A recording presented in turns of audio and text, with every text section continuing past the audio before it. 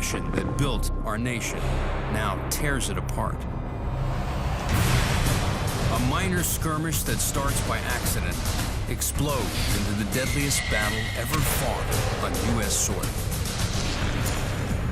Two American armies face off in a small Pennsylvania farm town.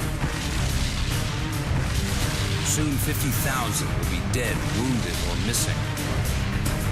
This is the story of 8 men who fight here, and 3 days that change America forever.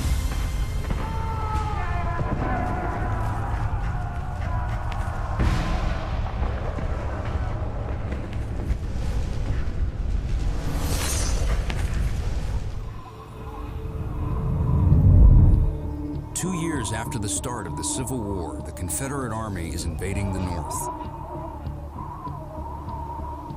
1 mile west of Gettysburg, rebel reconnaissance troops encounter Union resistance.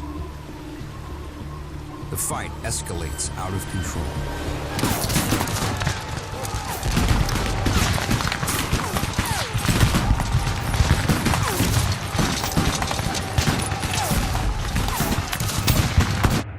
Gettysburg. Day 1, 10 a.m.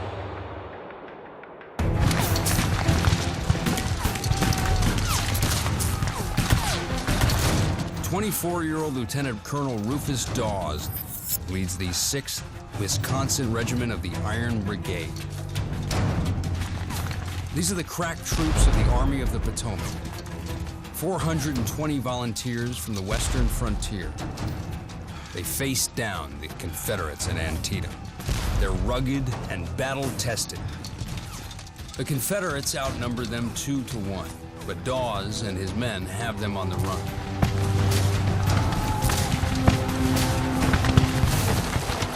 The retreating rebels find cover in a 600-foot railroad cut. The rebels now have the advantage.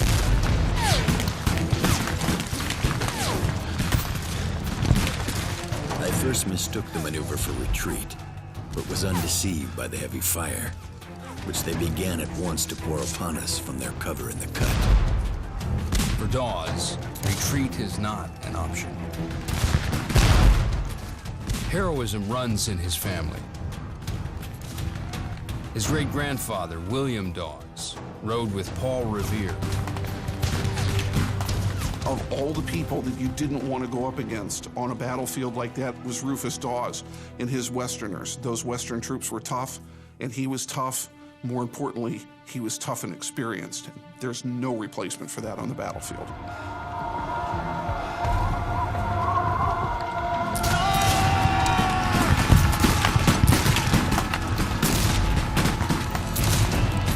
Just 175 yards to the railroad cut. It will cost Dawes 1 man for every yard they advance. The whole field behind is streaming with men, plunging in agony, sinking to death on the ground.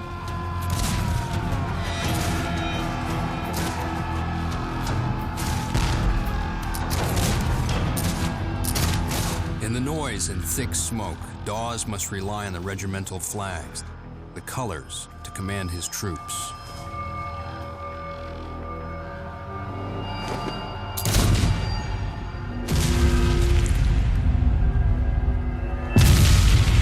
But flags are a magnet for enemy fire.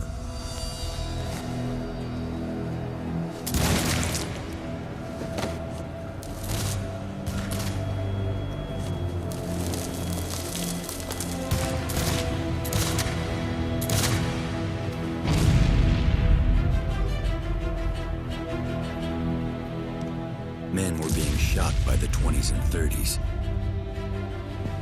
But the boys crowded in right and left towards the colors and went forward.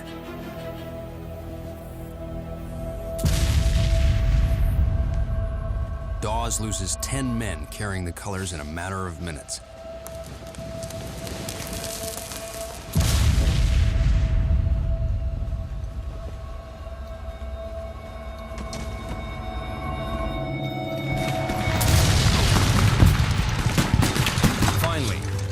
Confederate flag is within the reach of his Iron Brigade men.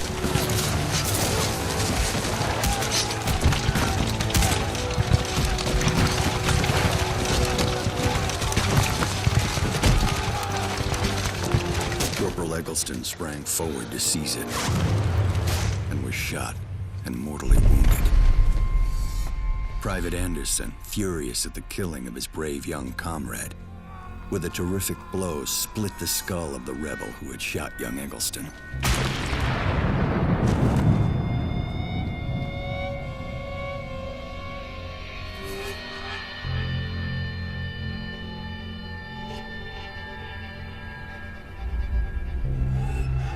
Into this deadly melee came Corporal Francis A. Waller, who seized and held the rebel battle flag.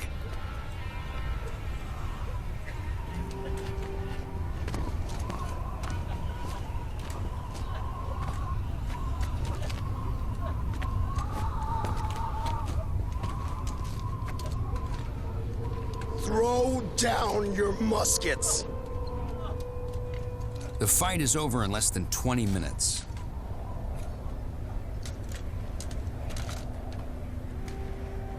There are 600 rebel dead, wounded, or missing. Dawes loses nearly half his men. He's one of those rare soldiers that when everything else is chaotic, Dawes was able to find clarity. He's able to find purpose. He understands that his soldiers have to be inspired by his presence.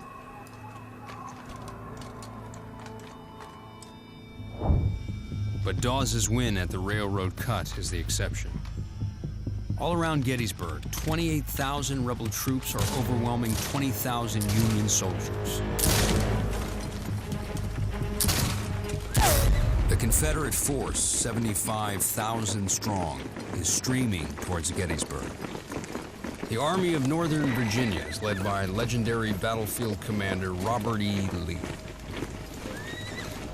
Lee's strategy: shift the fighting out of the South and into the North, threatening cities like Harrisburg and Washington, D.C. He runs into the Army of the Potomac at Gettysburg. This is where they'll fight. If you look at Gettysburg on a map, it looks like a wagon wheel almost, with the town in the center and all the spokes going out in all these different directions. The fact that Robert E. Lee and his troops ended up at Gettysburg was not what he wanted to happen at all. This battle started by accident, it started because of the roads, and as more troops arrived on these very roads, it escalated into the largest battle ever fought in the Western Hemisphere. Having won a string of victories across the South, Lee's army invades the North at the peak of its strength. One word would sum up Robert E. Lee's feeling in marching to Gettysburg, and that word is confident. They see the end of the tunnel. They can feel that if they maybe win in the North, that this war might finally end. The moment was now in '63. Lee knew it, and he didn't want it to pass by. What you got to remember is Lee is not there to win another battle. Robert E. Lee's there to win the war.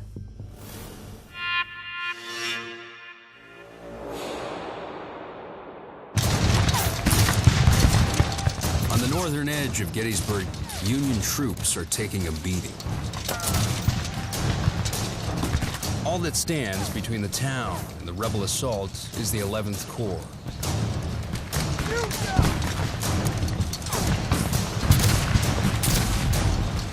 Among them, Sergeant Amos Humiston, ex-whaler, father of 3. He enlisted after hearing President Abraham Lincoln's plea for 300,000 recruits. Amos Humiston was like so many Union soldiers who felt this deep love for family and for home, but he also had a deep sense of commitment for the Army and for his nation. A bullet glanced off his ribs 6 weeks ago at Chancellorsville.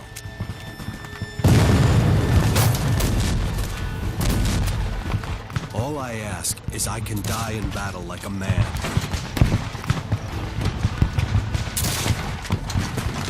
But I hate the idea of dying here like a hog.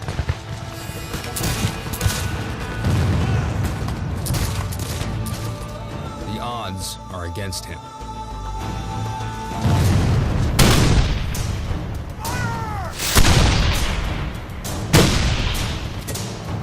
Firing the 11th Corps from a hill above town is Lee's newly appointed Lieutenant General Dick Ewell.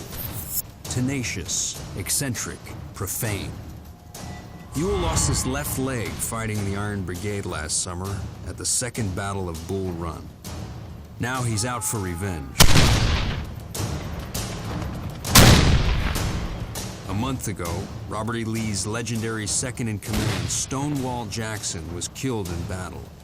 Ewell replaced him. It's a lot to live up to.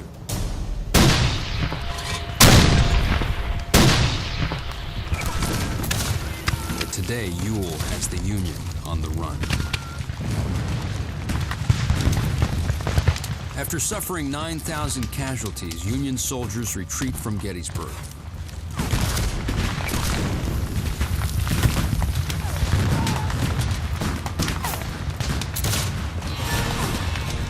Humiston has orders to cover the retreat.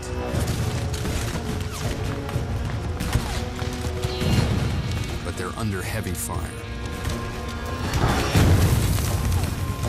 By 4 p.m., his units outflanked and fall back into town. But they've got nowhere to go.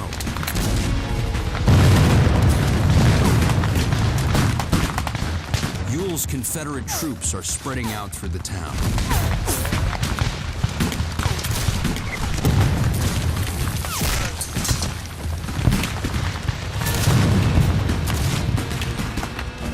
It's a rout for the rebels.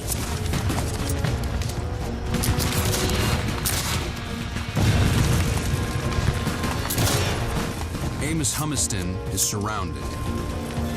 He's in for the fight of his life.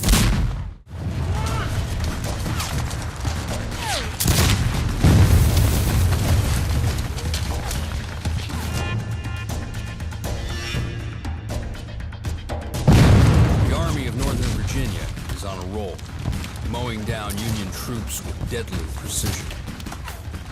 After just 10 hours of fighting, the Union's retreating. 9,000 already killed or wounded. The rebels are close to the victory Lee seeks. Every battle that Lee fights, every victory that he wins, where he does not achieve the destruction of the Army of the Potomac, he just expended capital with no strategic effect. Lee knows the clock's ticking. He wants to stay on them so that he can destroy them. Sergeant Amos Humiston puts his life on the line covering the Union retreat.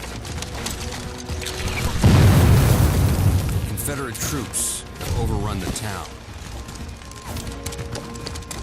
Of the 270 men in Humiston's regiment, all but 18 are killed, captured, or wounded.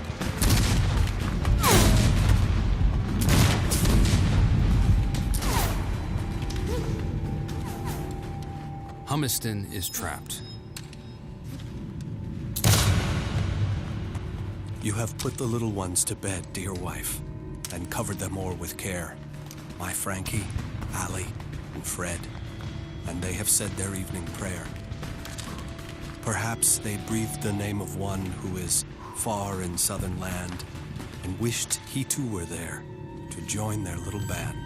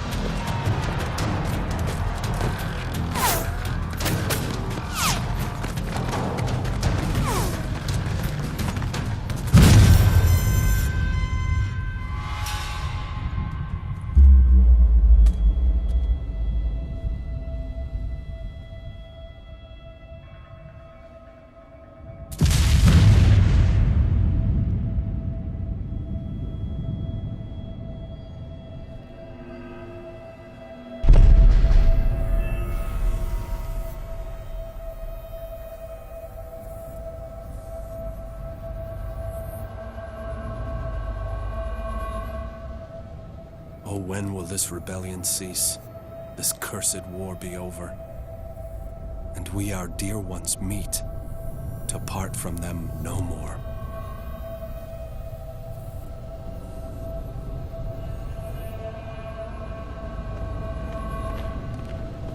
Across Gettysburg, terrified residents hide wherever they can, even in the town's bank vault.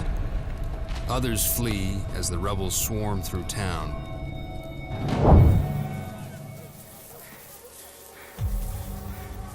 Especially African Americans, to avoid being seized by the rebel army.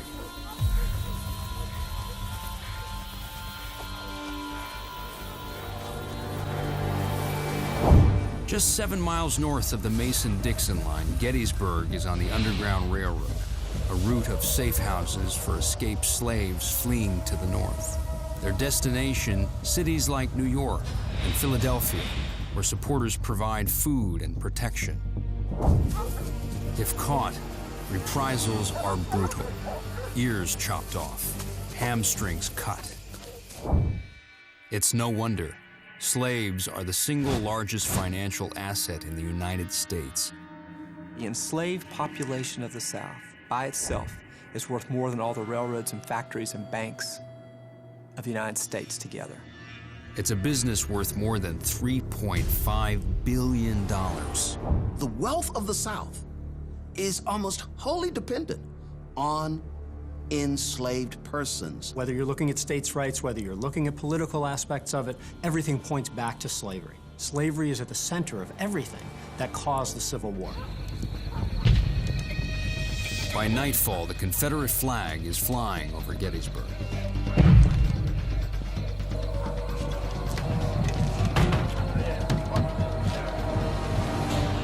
Homes and public buildings become makeshift hospitals to deal with the flood of casualties. Fannie Bueller, a housewife and mother, risks home and family, taking in wounded Union soldiers. I never saw a more unsightly set of men, with their dirty, torn garments, hatless, shoeless, and footsore. I pitied them from the depth of my heart. Until now, the bloody business of nursing has always been a male profession.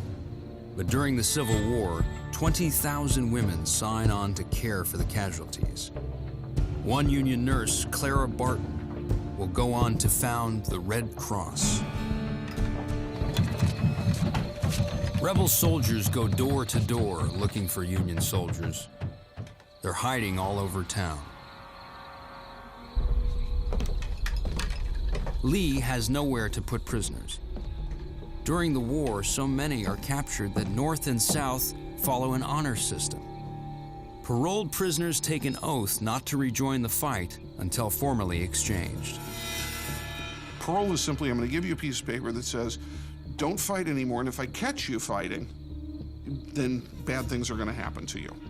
Then what we're going to do later is we're going to have men from our army and men from your army meet at a neutral place, and we're going to trade soldiers just like kids sitting around trading playing cards. You know, I'll trade you 3 generals for 4 colonels and 9 lieutenants for 50 privates. The punishment for breaking parole is death.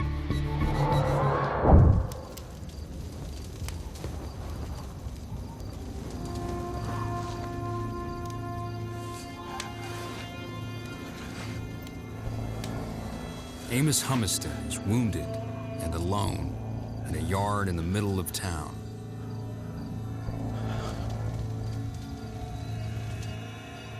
He grasps an ambrotype, a photographic image of his 3 children fixed in glass, a present from his wife on his way to war.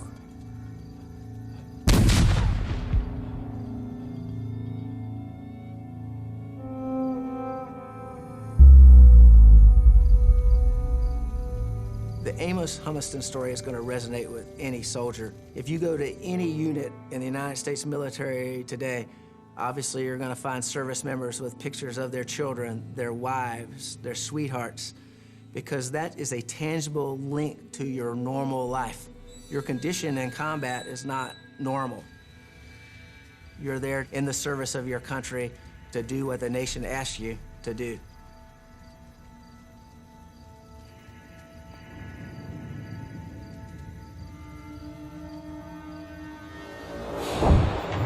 The stakes are rising for both North and South. On the high ground outside town, Rufus Dawes and the Union Army dig in.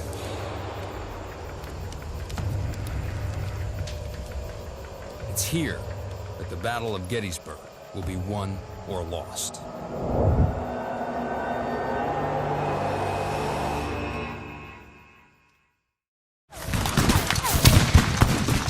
Suffering heavy losses, Union troops pull out of Gettysburg, leaving the town in Confederate control.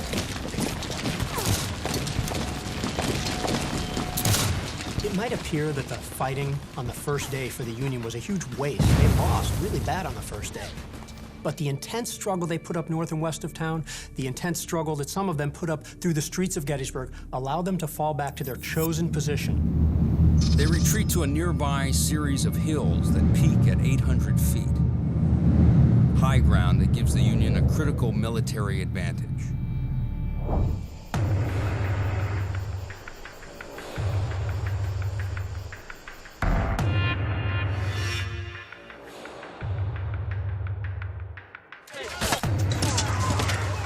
On Culp's Hill, Rufus Dawes and what's left of his Iron Brigade unit dig in. They have a new weapon, the shovel. They're building breastworks, a form of fortification dating back to the Romans. Some officers think defensive walls create cowards, not Dawes. After losing half his men, he wants all the protection he can get.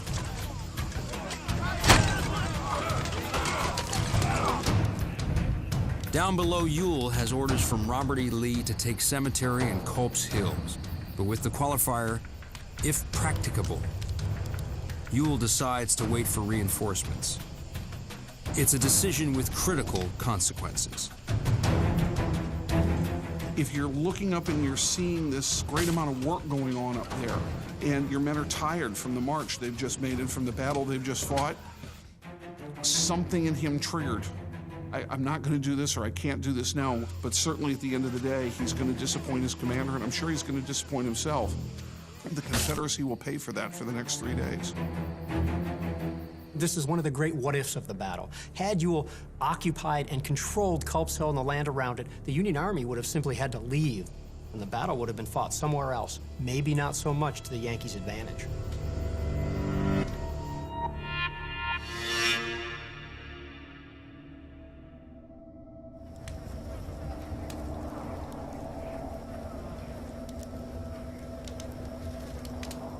In the fields around Gettysburg, a grim new harvest. The dead and wounded from day one. Tending to the injured on both sides, Dr. LeGrand Wilson, Confederate, deeply religious, hometown Jackson, Mississippi. Educated in the North, his family owns 40 slaves in Mississippi. This was my first experience on the battlefield after the fighting. And it was horrible beyond description. If every human being could have witnessed the result of the mad passions of men I saw that night, war would cease. There would never be another battle.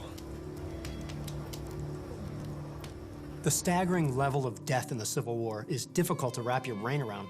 The commonly used numbers for how many soldiers died during the Civil War is between 620 and 630,000. Today, that would mean that we would lose 6 million American lives.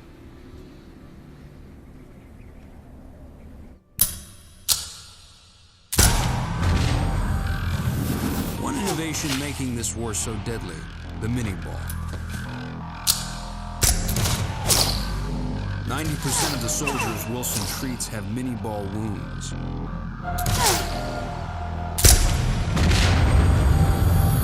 A hollow base and grooves stabilize its flight for better range and accuracy.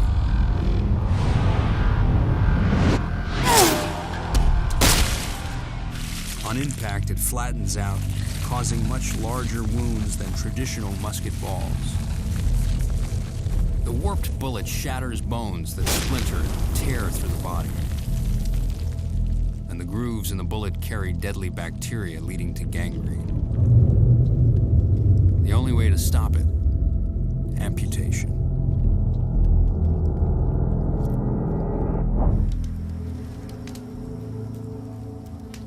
African Americans serve as stretcher bearers. Some slaves use the invasion as a chance to escape. By the end of the war, 500,000 slaves flee to the north. 150,000 will enlist in the Union Army.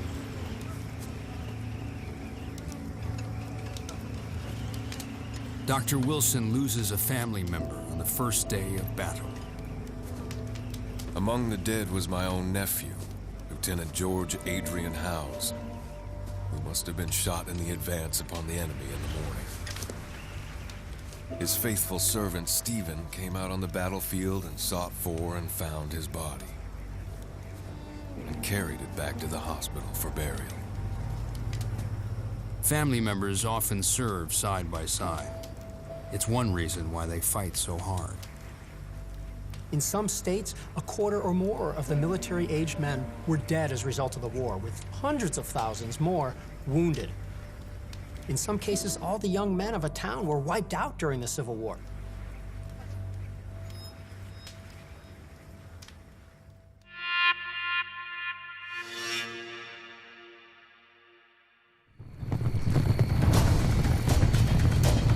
The hills outside Gettysburg. In the last year, President Abraham Lincoln has fired 5 commanders of the Union Army. Commander number 6, George Meade. Proud, explosive, a West Pointer like Robert E. Lee. Just 3 days on the job. When the messenger brought the news of his promotion, he thought he was being arrested. But Meade arrives with an advantage: the high ground. As a topographical engineer, he knows how to use it. He positions his troops to take advantage of the terrain, placing them on Little Round Top, Cemetery Ridge, Cemetery Hill, and Culp's Hill. A defensive line in the shape of a fish hook. As Confederate troops flood into Gettysburg, Meade can move his men to answer attacks from any direction. Union forces had interior lines in this defensive position. That is, their right flank was very close to the left flank, and they could move reinforcements from one flank to another, made it a perfect defensive position.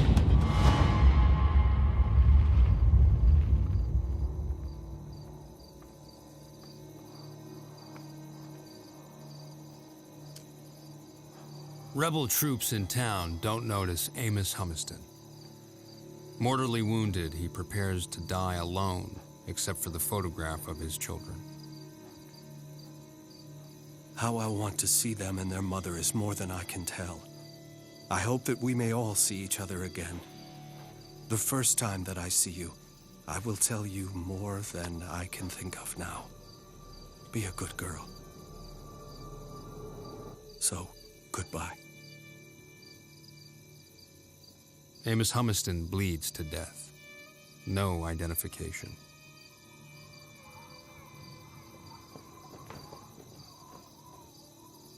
The fear of dying anonymously haunts troops on both sides. Some sew their names into their uniforms. Dog tags are still 40 years away.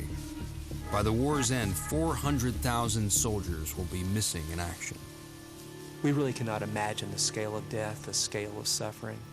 No one could have imagined carnage on that scale.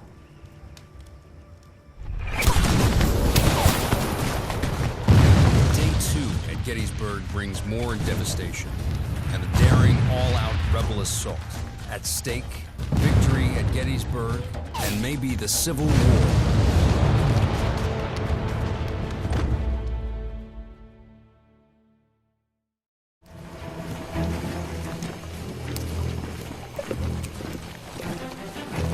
Gettysburg, Day 2, 12 p.m.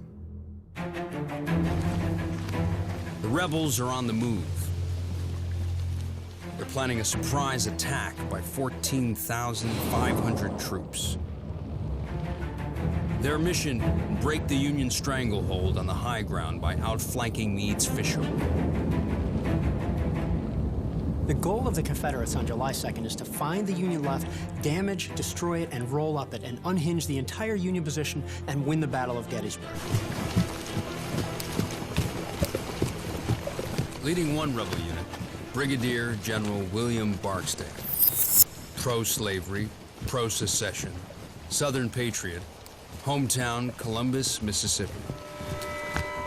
Barksdale was a man who took the ideas of the Confederacy and pursued them with raw aggressiveness, with an unfettered hatred for the Yankees. But there's a problem.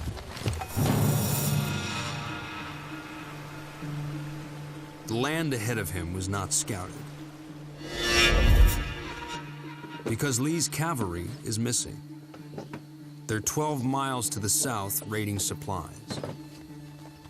The cavalry, the eyes and ears of an army, is no longer in communication with Lee. Lee is blind on the battlefield.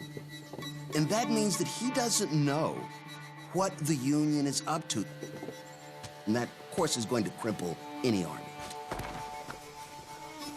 Without cavalry to guide them, the rebel troops nearly march into plain sight of a Union position. Barksdale and the entire attack have to find another route. A costly delay adding 2 hours to their march. Time that lets Meade reinforce his defenses. People often ask me, what if they had machine guns in the Civil War? I always say, forget all that. One set of walkie-talkies could have changed the outcome of the Civil War. 3 miles away, George Meade also has a problem. Just 3 days on the job, he's lost telegraph contact with Washington, D.C. Invented 25 years earlier, the telegraph is changing the way the Civil War battles are fought. President Abraham Lincoln, a hands-on commander-in-chief, likes rapid news from the field. The Signal Corps usually runs temporary lines to his generals at the front. But at Gettysburg, the field equipment hasn't arrived. And rebel forces have cut the lines. During the whole thing, he's got to be thinking, Lee has beaten us time and time and time again. And if he does it here, there's no one standing between him and the Capitol. We're it. He can't lose. To issue orders to the front, Meade uses a new innovation based on Morse code. Wigwag signaling. Waving the flags forms letters, like the dots and dashes of code. It works. Meade tracks the rebels' movements and responds with his own.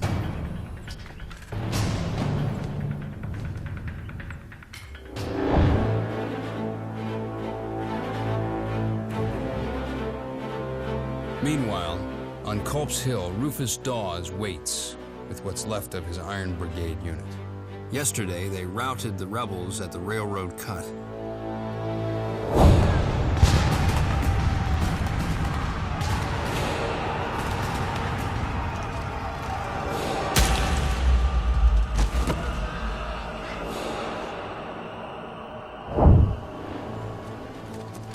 Today, they're with 11,500 men defending the fishhook's right flank. Stretching over 3 miles, Meade's fishhook is formidable. Heavy defenses along the high ground make the Union line almost impenetrable as long as troops stay in position.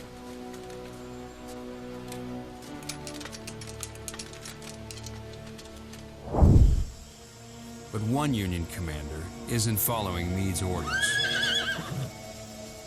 Major General Dan Sickles.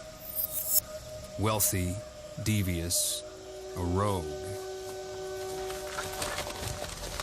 Recently acquitted of murdering his wife's lover using the first plea of temporary insanity in U.S. history, he'll leave Gettysburg even more notorious.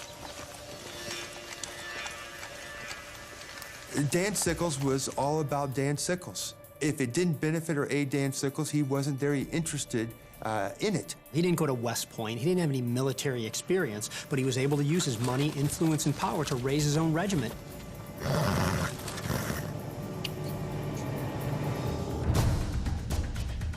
Against Meade's orders, Sickles moves his 3rd Corps too far forward, fracturing the fishhook and leaving the flanks exposed.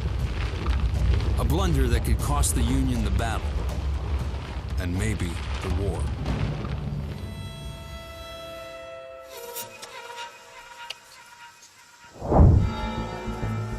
After hours of delay, the rebel force finally arrives in position. But Lee's lost the element of surprise. The Union knows what's coming.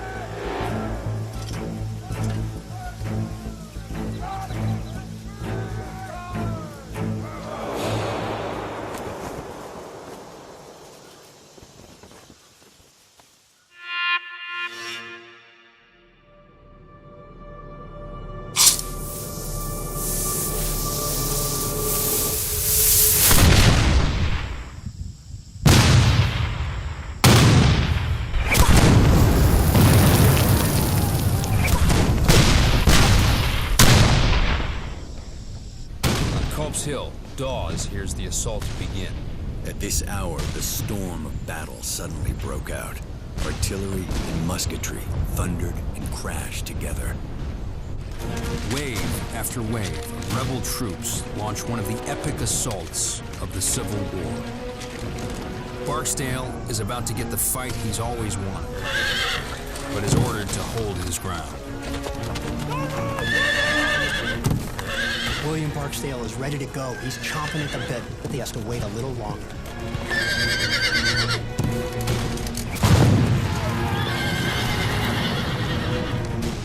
The plan is to take 10 Confederate brigades and attack with them 2 at a time. One brigade striking the enemy, then 15 or 30 minutes later, the next one strikes the enemy, and then the next and the next. Fights that are now burned into the pages of American history. Devil's Den, Little Round Top, the Wheat Field, the Peach Orchard, and Cemetery Ridge.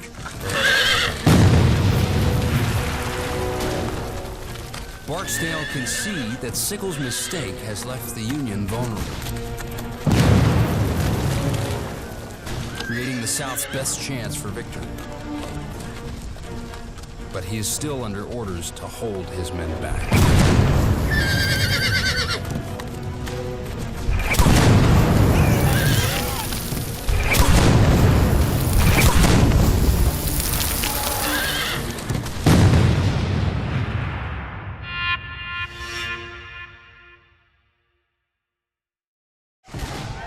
"60 minutes pass, but Barksdale's regiment still waits. The rebel yell fills the air. Each unit has a unique sound. Fierce, savage, terrifying.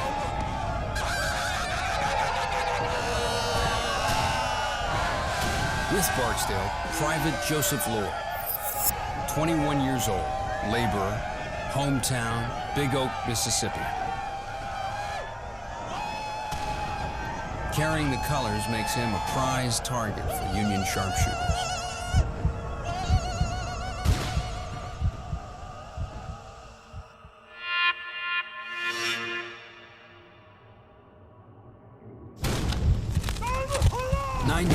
After the start of the initial attacks, Barksdale and his men are finally unleashed.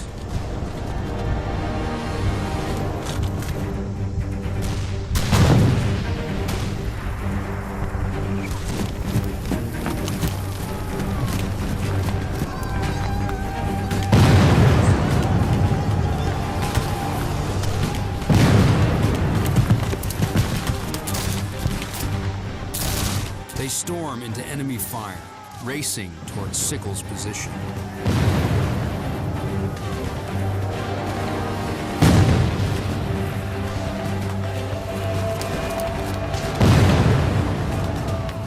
What happens next could change the course of the war.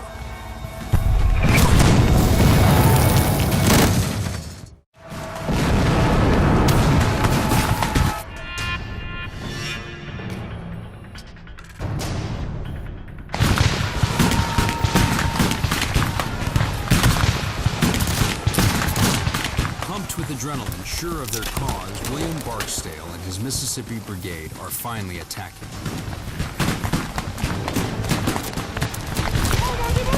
His 1,600 men are part of a massive offensive.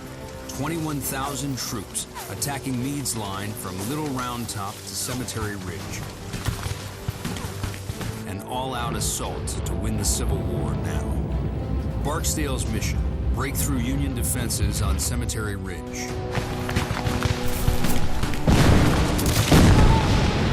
Opportunity lies right in his path. Against orders, Union General Dan Sickles moved his 3rd Corps out of position. They're now vulnerable, perfect targets for Barksdale and his men.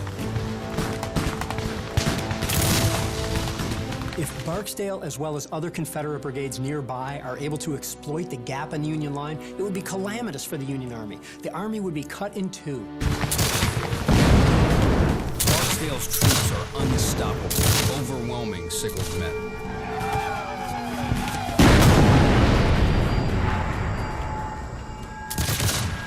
Their defenses start to collapse. Meade's entire line could be next. William Barksdale and his troops hit the Yankees like a hammer.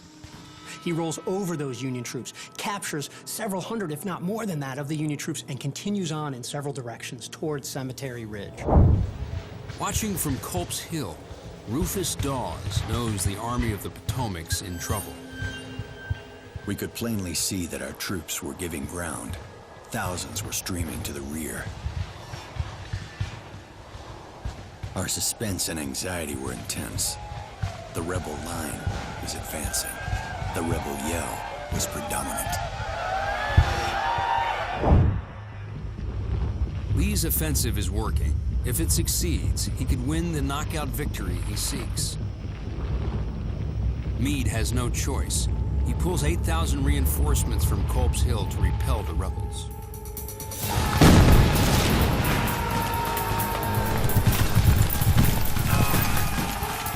Charging towards Cemetery Ridge, Barksdale and Lloyd advance 600 yards through a barrage of enemy fire.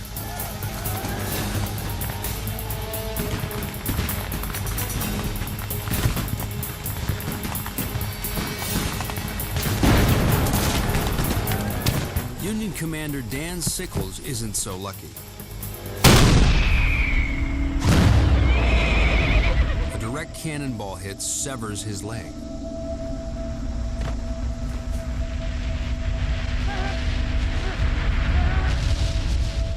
One Yankee officer jokes it's bad news for Sickles, but good news for the Union.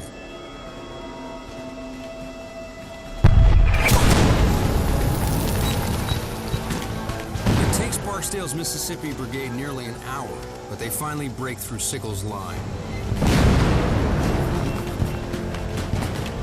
Union troops are on the run. Barksdale's men approach Cemetery Ridge, sensing victory. But they're charging straight into more than 20 Union cannons just 400 yards away, each capable of firing 2 rounds a minute.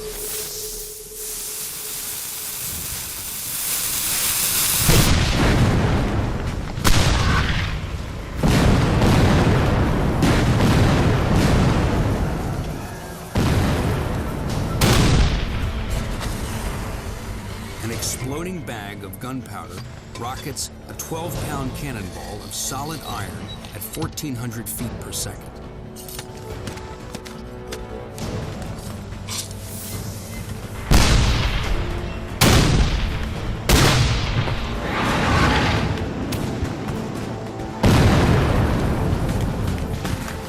At this range, Barksdale and Lloyd will be torn to pieces. Barksdale, he's been grievously wounded during the attack. He's hit in the left thigh in a very dangerous wound, bleeding profusely. He's asked to leave the field, refuses. Continuing to lead the attack, he has part of his left foot shot away. Stays in the saddle, continuing to lead the attack. He knows the stakes here. The Mississippi Brigade comes close to cutting through Union lines. Then Meade's reinforcements slam into Barksdale and Lloyd. turn again to the front and see the enemy bursting through the bushes and firing at us. They had come out from the top of the hill, fresh. And did our gallant Barksdale ride into our midst and still say, "Forward through the bushes." Barksdale's exhausted men finally break formation, losing their combined firepower. The rebel flag makes Lloyd a magnet for bullets. A shock, as if I had a rail in my left hand and one end had struck the ground.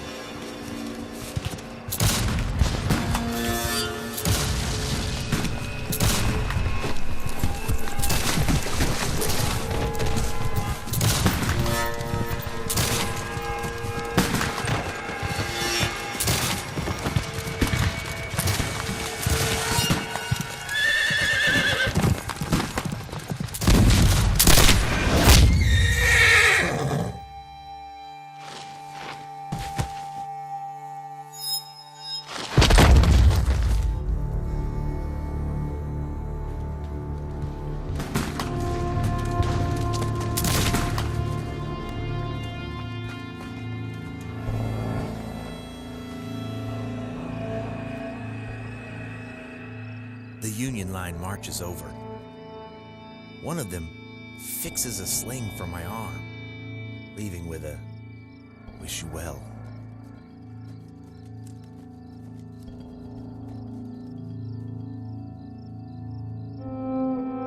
50% of Barksdale's brigade are dead, wounded, or captured.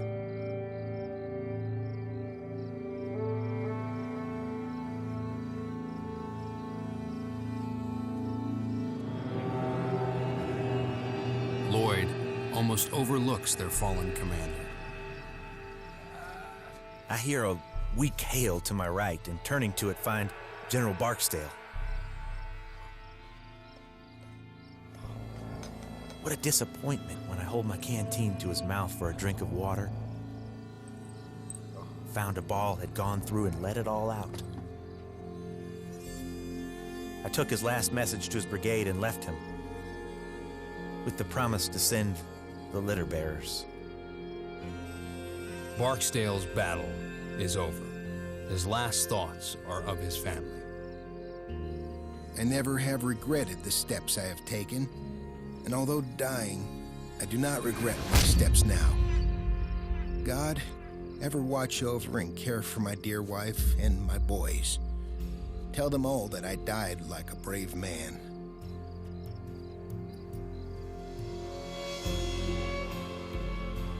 You have to wonder if he was thinking, I'm going to end the war.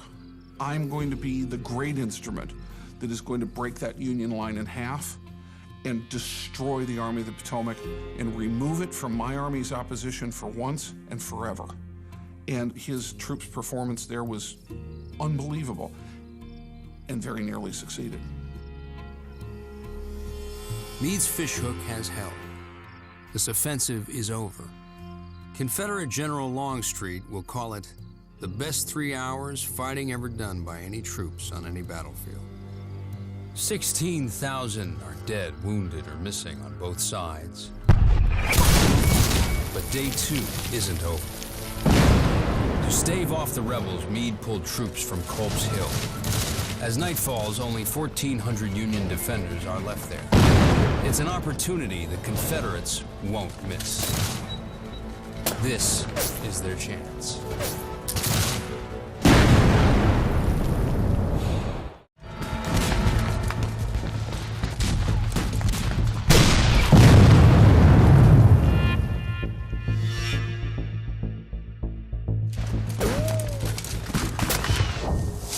On Culp's Hill, Robert E. Lee spies a new chance for victory. Meade pulled 8,000 troops from the hill to counter the rebel assault. Just 1,400 Union soldiers remain. Now 4,500 rebels are moving in for the kill.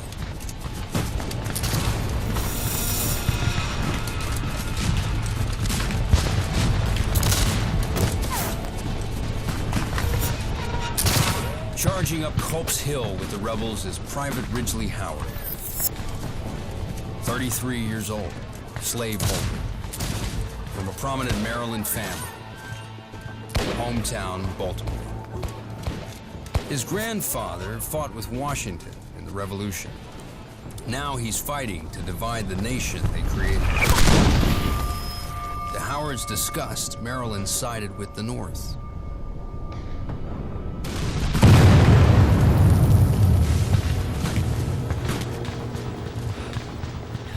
Maryland was badly divided. The eastern part of the state, slavery was entrenched, embedded.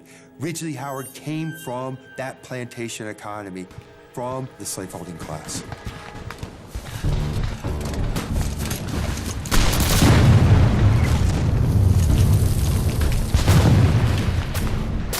Howard and the Maryland rebels attacked Union defenses dug into the hill. The first breastworks are 400 yards up.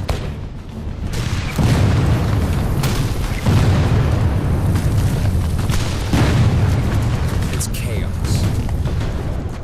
Bullets and shells fly in all directions.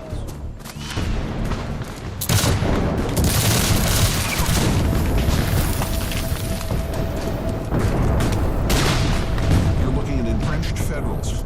Earthworks made of logs and rocks and dirt.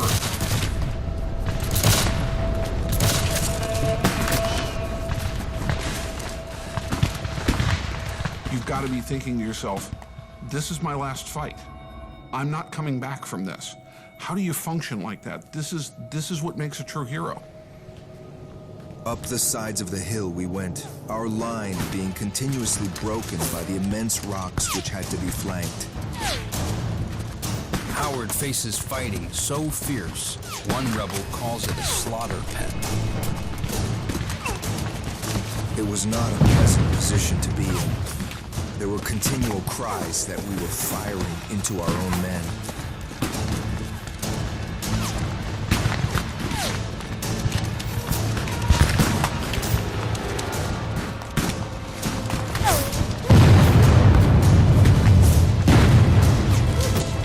Rebel troops claw their way up Lower Culp's Hill at a terrible cost. The prize is worth it. Beyond Culp's Hill lies the Baltimore Pike, the Union's main supply route and line of retreat. If the Confederates capture Culp's Hill and control that point, the Union Army has to leave. After 2 days of battle, wounded from both sides pour into makeshift field hospitals. At one, Private Joseph Lloyd is about to lose his arm. Barksdale's color guard, he's 23. During the Civil War, 2 soldiers will die of disease after medical care for every one killed in battle. The quickest solution to most serious limb injuries is amputation. Medicine is in its infancy, but anesthesia is available. Chloroform was recently discovered, and morphine administered liberally. 1,000 gallons of whiskey are also on hand. Confederate surgeon LeGrand Wilson has been treating casualties continuously since last night. The patient may either sit on a chair or lie near the edge of a bed. The tourniquet is to be applied. While one assistant holds the hand, another is to take hold of the forearm.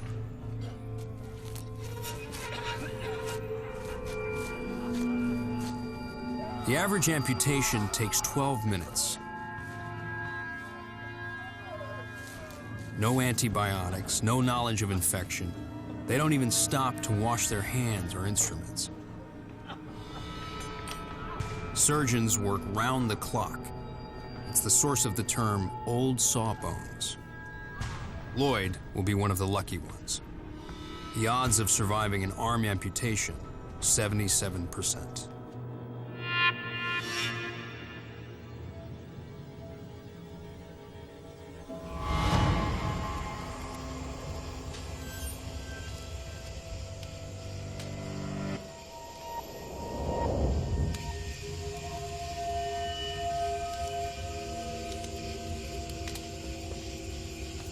Rufus Dawes and his men are among the few Union defenders left on Culp's Hill.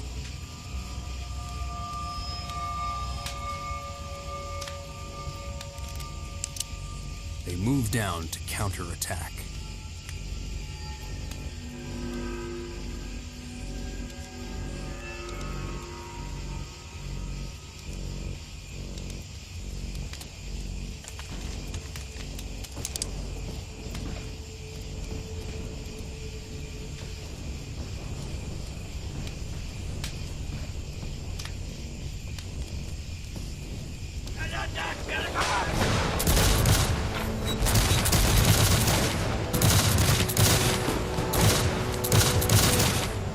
As we neared the breastworks, the crash of Union muskets breaks out on our right.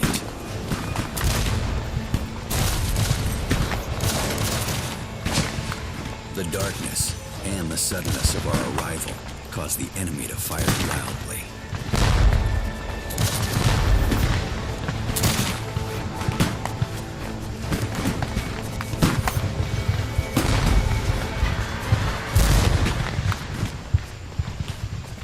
Dawes and his men win their skirmish.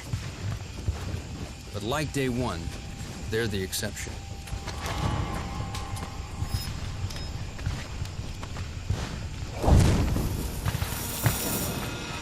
Nearby, Ridgely Howard's unit captures a key section of breastworks. They keep advancing against heavy enemy fire. The Federals opened on us from front, left, flank, and rear, and the firing was terrible, increasing with each step we took. Still, we pressed on.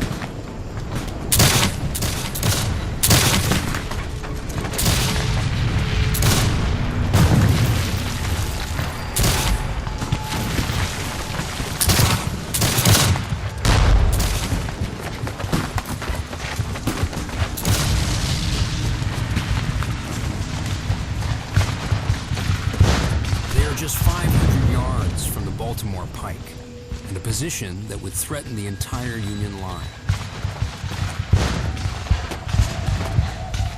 But at night, in unfamiliar ground, a great opportunity is lost. They would be in the rear of the Union Army. They could be on the flank of the Union Army. But because of something so simple, darkness, they don't even know how close they are. Unable to tell friend from foe, they cease firing. If the Confederates had managed to carry Culp's Hill on the evening of July 2nd and break through, they would have captured the Union communications line on Baltimore Pike. All of the supply wagons were there, reserve artillery was there. That would have forced Meade to retreat, and it could have been a major turning point in favor of Confederate victory.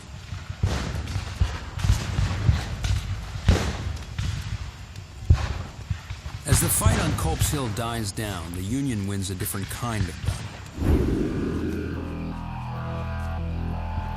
Their newly formed intelligence agency, the Bureau of Military Information, is trying to discover Lee's battle plans. BMI agents are interrogating Confederate prisoners and realize they have captives from every rebel infantry division but one, George Pickett's. He has Lee's only fresh troops. Meade expects the rebels to attack tomorrow with everything they've got. It's a good bet George Pickett will lead the attack.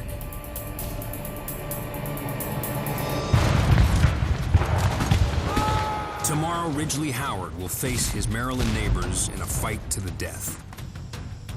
And Robert E. Lee will launch one final all-out assault, Pickett's charge.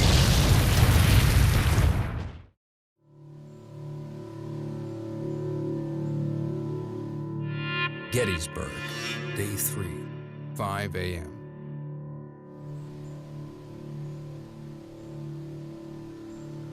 The stakes have never been higher.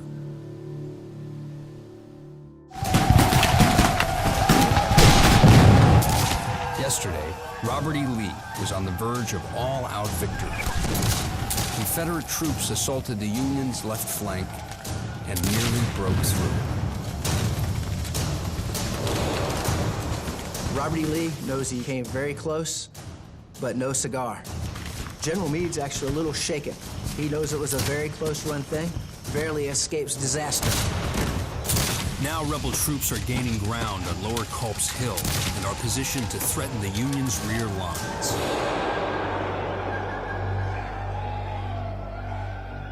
Meade sends in reinforcements. One Union brigade is led by Colonel James Wallace, educated, wealthy, also from Maryland. The only Union colonel who owns slaves. Medic, get over here, quick! During the Revolution, his grandfather and Ridgely Howard's fought in the same regiment. Today, the two Marylanders will battle each other. Maryland, like other border states, is torn apart. So many divided loyalties. Maryland, they had to decide which side they were on. Maryland is one of 5 border states, loyal to the Union, but slavery is legal. Passions for and against slavery run hot here. Federal troops occupied Baltimore throughout the war to prevent a Confederate uprising.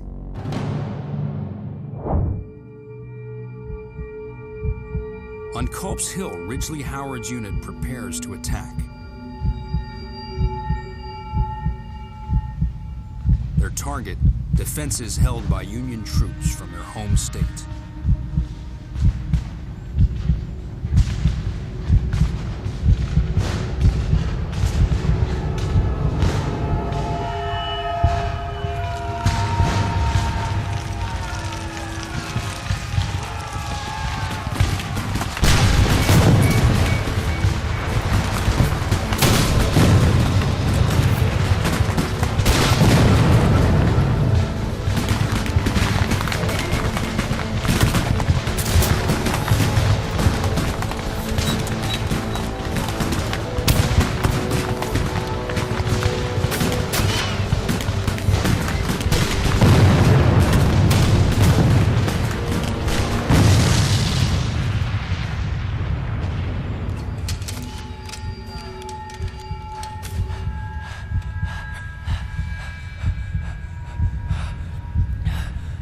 The men seemed to feel the solemnity of the occasion and to understand the desperate nature of the charge to be made.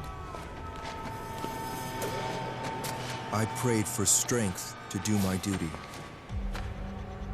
Last night, the rebels outnumbered Union defenders 3-1. Now, those odds are reversed.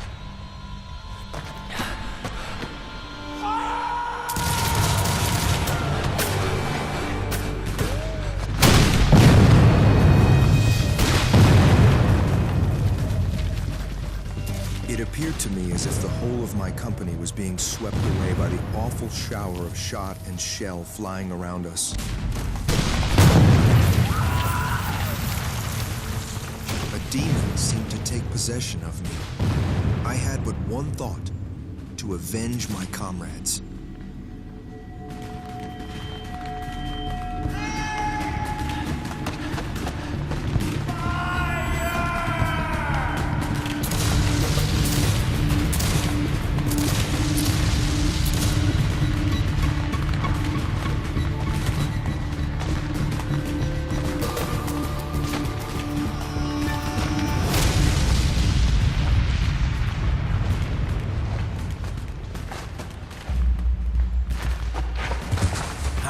Takes a bullet fired by the Union's 1st Maryland Regiment.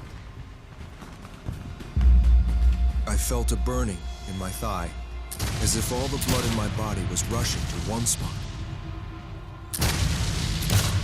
It is a hard thing to say, but I am convinced the Federals deliberately shot at us while we lay there helpless on the field.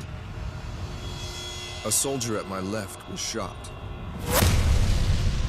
I was also struck in the hip. Hip wounds are almost always fatal. Every moment I expected would be my last, so I straightened myself out, folded my arms over my breast, and waited for my time to come.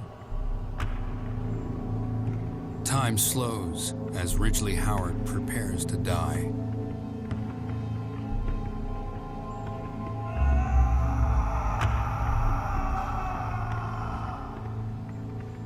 James Wallace won't let a fellow Marylander suffer, no matter which side he's on. The 1st Maryland Confederate met us and were cut to pieces. We sorrowfully gathered up many of our old friends and acquaintances and had them carefully and tenderly cared for.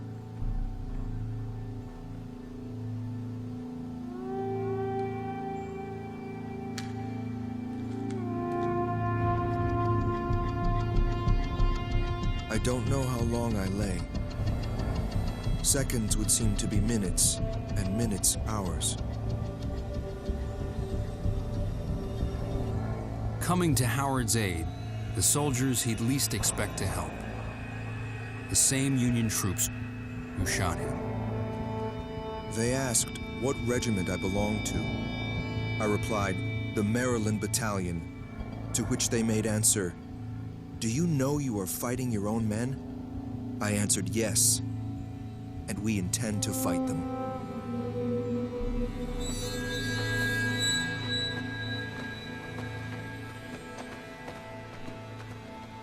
With the rebel assault on Culp's Hill stalled, Robert E. Lee readies one more massive attack. It will be one of the iconic battles of the Civil War. 12,000 Confederate troops, hundreds of cannons.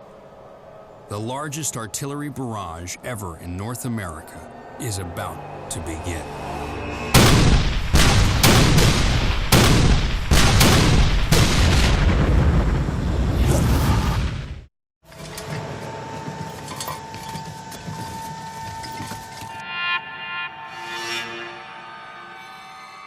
After 2 days of attack and counterattack, Robert E. Lee is about to launch the offensive that will decide the Battle of Gettysburg and the course of the war.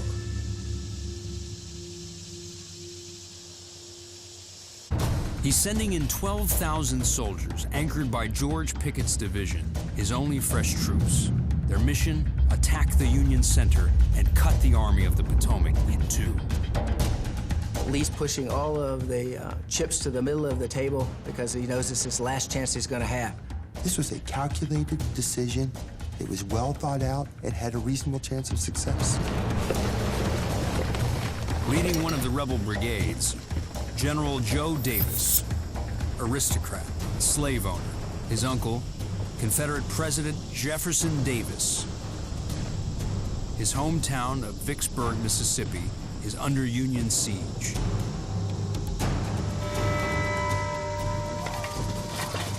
To weaken Union defenses, 160 Confederate cannons move into position. A line of artillery 2 miles long. Against them, 100 Union cannons. It's 87 degrees, brutally humid.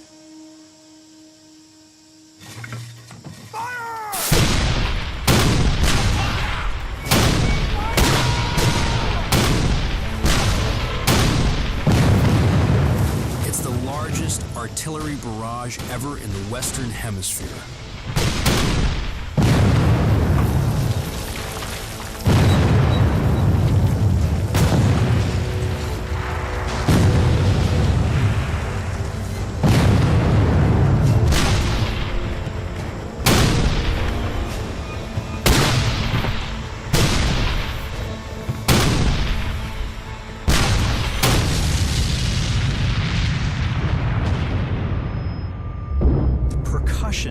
Would shake the internals. The organs would actually, in some cases, rip apart. The membranes within the ear would tear. This would create blood streaming down the sides of these artillery units' faces.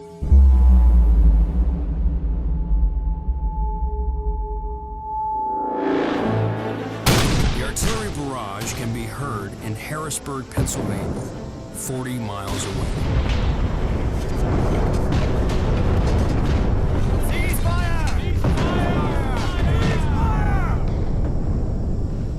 To lure Lee into thinking he's crippled the Union's artillery, Union commanders silence their guns. By 3 p.m., Confederate artillery also stops firing. An eerie quiet reigned over the battlefield. All the smoke from that bombardment still sat on the windless day. The Yankees expected a huge attack from the Southerners. The Southerners knew what they were about to do and what they went up against, and it must have been an intense moment as they stared each other across the fields.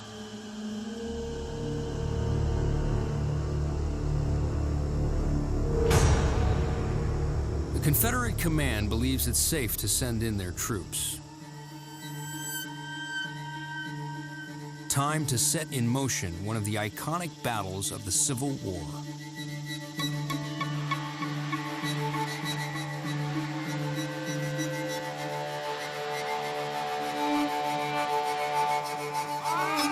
Joe Davis and his men move out.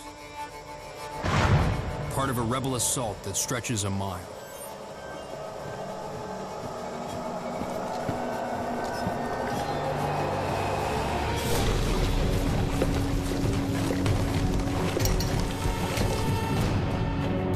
To reach Union lines, they must cross 1,700 yards of open meadow, then race up a hill.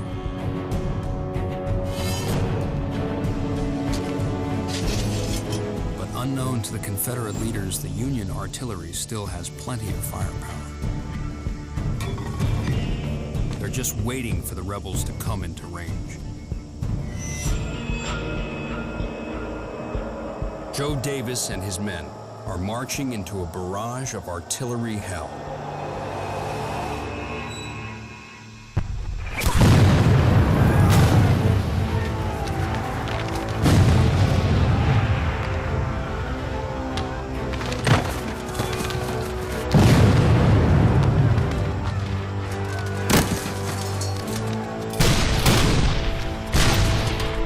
First, the ordnance rifle cannon, made with 4.5-inch strips of wrought iron.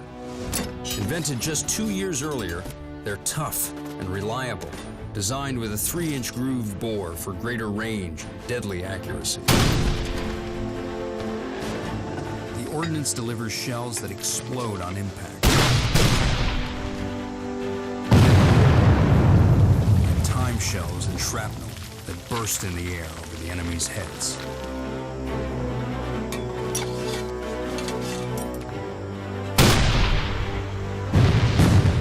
One shot can take out 10 men.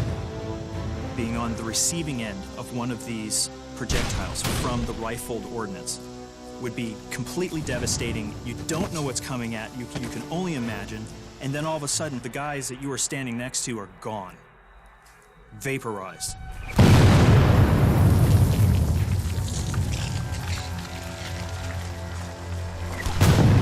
Stopping to return fire in an open field is suicide.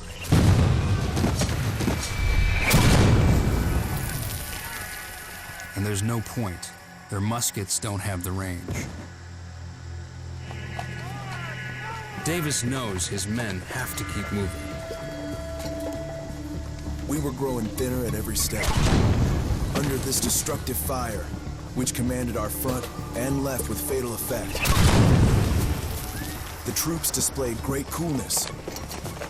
Were well in hand and moved steadily forward, regularly closing up the gaps made in their ranks. About halfway to Cemetery Ridge, the rebels come into range of the older-style, smooth-barreled Napoleon cannon. The most popular artillery in the Civil War. It fires 4 kinds of ammunition, including solid 12-pound cannonballs. Bounced in front of advancing troops, they can mow down a whole row of men like bowling balls. It's hard to conceive how men could keep going in the face of such opposition. The level of courage is intense and large. Until Davis and his men can return fire, they're just target practice for Union artillery. The attack that will come to be known as Pickett's Charge is being blown to hell.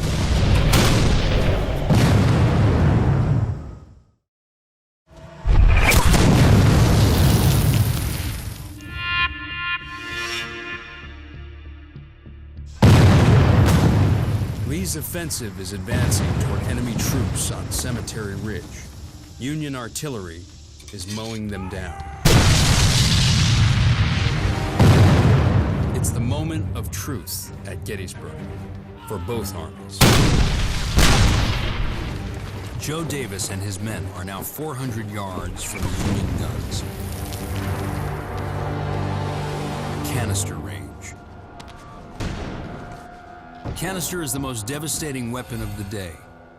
Basically tin cans packed with 28 iron balls.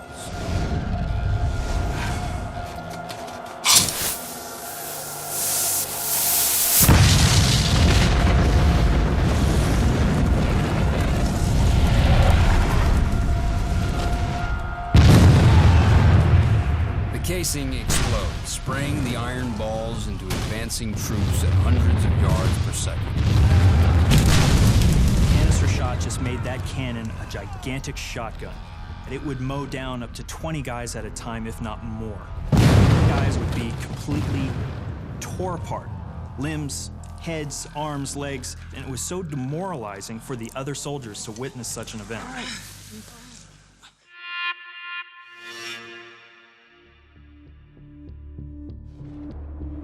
Davis regroups at a dirt road, the Emmitsburg Road, 200 yards from the Union line. They're now within range of enemy muskets.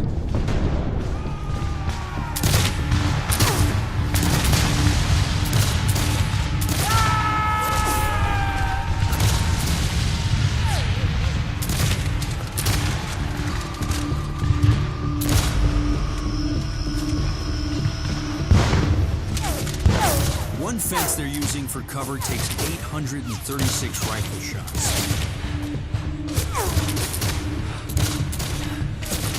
The brigade to the left of Davis hasn't caught up, exposing his flank and opening a hole in the rebel line.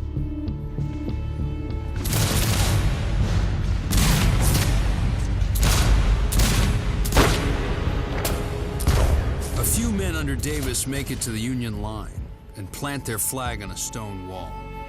A brave but futile gesture.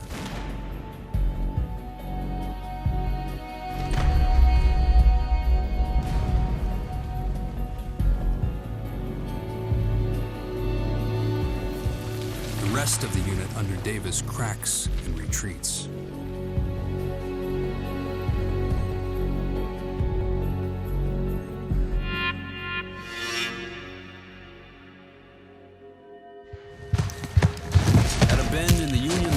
Rebel troops under George Pickett managed to break through and surge over the wall.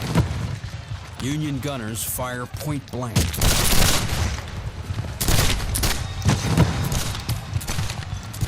Now it's to the point of hand-to-hand combat. This is as brutal as it gets. It is literally with musket butts and using fighting knives, using the bayonets by themselves as thrusting weapons. The rebels overrun 3 cannons, but they're soon overwhelmed. It's Lee's last chance for victory at Gettysburg, but it's not enough. They almost cut the Union Army in two. They almost did it.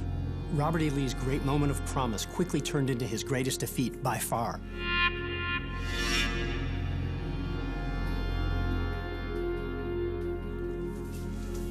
The entire rebel line retreats. They are compelled, forced to retire across that very ground in which they had made this brave, gallant charge. More than half of the force that began Pickett's charge is dead, wounded, captured, or missing. Lee loses a third of his army at Gettysburg. It's the bloodiest battle ever fought on American soil. More than 50,000 casualties. Robert E. Lee's bold invasion of the North has failed.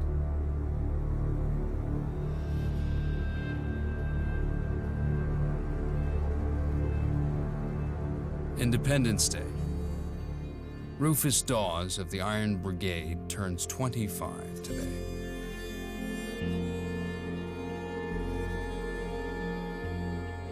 What a solemn birthday. My little band, now only 200 men, have all been out burying the bloody corpses of friend and foe. No fighting today. The Civil War will last another 2 years. Gettysburg wasn't Lee's last chance to win, but it was his best. He'll never come this close again. It gave Northern people the belief that Union military high command could in fact match Robert E. Lee on the battlefield. Nobody believed that the war was near an end, but many in the North, they took from Gettysburg solace, hope that in fact, the tide could possibly turn in their favor. For so many reasons, this battle stands out as a pivotal and significant American event.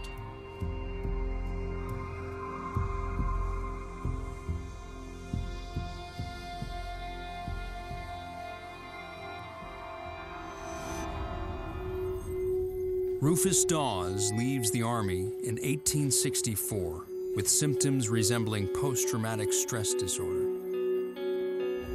His son, Charles, will become the 30th Vice President of the United States of America under Calvin Coolidge. Joe Davis wakes up to learn that Vicksburg, his hometown, has fallen to Ulysses S. Grant. He falls gravely ill, but keeps his command. He'll accompany Lee to Appomattox for the South's formal surrender.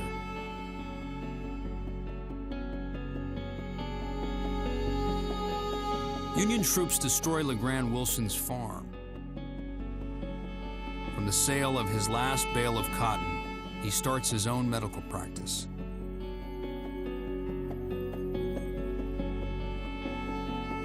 Ridgely Howard recovers from his wounds and returns to the war, losing a leg at Cold Harbor in 1864.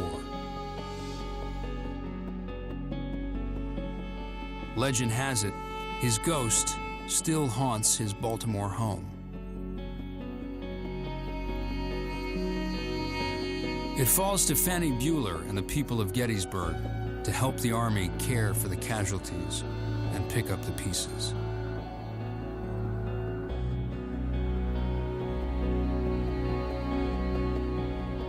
The town of Gettysburg was overwhelmed for months by the wounded. The smell of death lingered there for weeks, for months. So the horrors of the aftermath of that battle were unmatched in the war. A young girl finds a fallen soldier in a yard. He has no identification, but grasps a photograph of 3 children fixed in glass. The picture becomes famous, widely printed in newspapers. The mystery of the unknown soldier captures the country's imagination. 4 months later, a woman in upstate New York recognizes the children and solves the mystery. The soldier is Amos Humiston. She is his widow. Humiston is buried at a new cemetery on the Gettysburg battlefield. President Abraham Lincoln speaks for barely 2 minutes at its dedication. The battle here and his speech will echo through the ages.